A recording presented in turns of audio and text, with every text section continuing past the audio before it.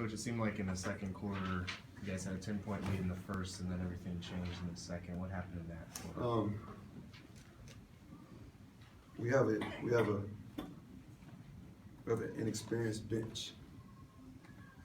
Some guys have been in the league for a couple of years. They don't have the experience as the other team.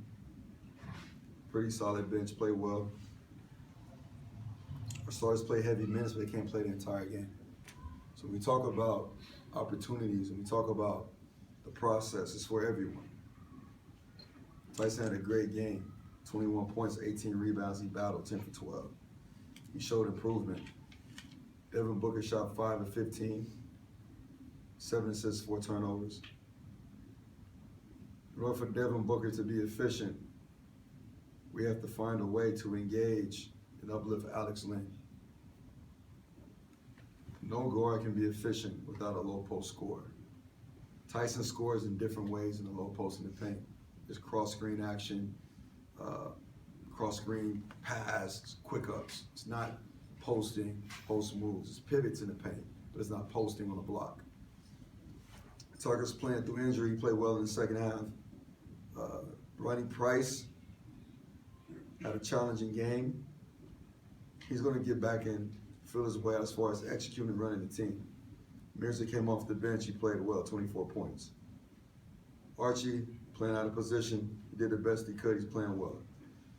But our benches, it's a unique time for them. It's time for them to have opportunity to grow.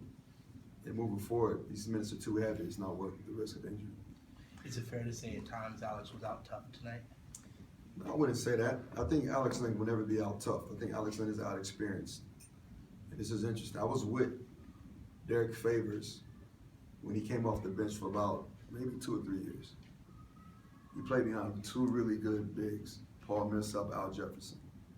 So he had that opportunity to grow. And when he came up under them, we made the playoffs. So he got the experience of the playoffs coming off the bench, as well as Gordon Hayward. So it's a different process for two sets. Alex Len is kind of thrusting into a different process quickly, and it's not his fault. We have to just allow him to have room to gain the experience and fail as well. You talked about the bench, needing to grow. It's just part of the growing pains where they kind of find their way in moments like this game. We understand we're limited at the point guard position once again. We understand that, and that's the constant battle for us since we've taken over since February. It is what it is. When you're competitive, you really don't care. You try to find a way to still compete, try to find a way to be creative and be into ball games. And the experience off the bench, we have a lot of guys off the bench fighting to stay in the league, except for maybe Mirza. So we have a lot of guys in the bench, they have a lot to prove. And that's just the process in their path moving forward. It seemed like in the second quarter you went with a really big lineup for a long time with Mirza at the 3 and Tucker at the 2. What prompted that, and even when the Jazz were making their scoring runs, kept you keeping those guys in there? Well, what prompted that is we don't have a backup point guard. We tried Devin out at the point. And to make a sub, only so we could put back in where we can really change the lead would be Ronnie, maybe Archie. And the younger guys, John Jenkins, Chase Buninger, has been in the league for a while. When the teams are making a run, I don't think that's the lineup you want to put in to stop a run.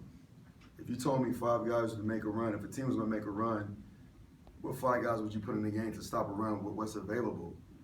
It would be Tucker, Lynn, Chandler, Booker, Mirza, out of what's left out of the lineup. I feel like Brandon's absence hurts you more in playmaking or scoring right now? More or less than playmaking, scoring, and also just presence, having a point guard presence. It's not. This is interesting. This is the NBA. You don't create point guards overnight. Some guys been playing point guard position since the 2nd grade. They go to college, then they become the point guard in the NBA.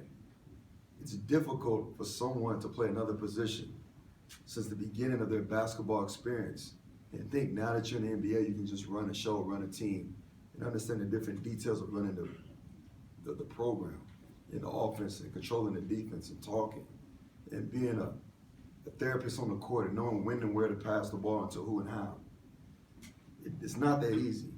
The center position or point guard position are two most difficult positions in basketball, which is why the point guard can play for 13, 15, 18 years, because no one can replace it. That's why the center can play for 15, 16, 17, 20 years. The wings and the shooters, they come and go. They come and go. They come and go.